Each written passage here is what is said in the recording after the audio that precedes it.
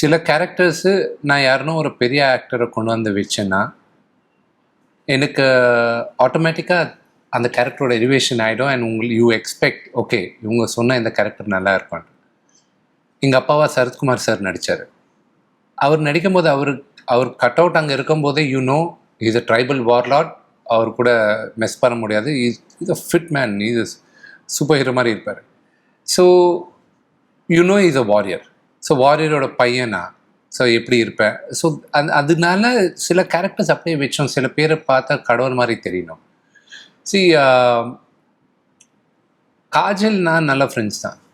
ஆனால் அவள் எப்போ பார்வதி தேவியாக ட்ரெஸ் பண்ணிக்கிட்டு வந்தாலோ ஐ ஃபெல்ட் என் தாயை பார்க்குற மாதிரி இருந்தது.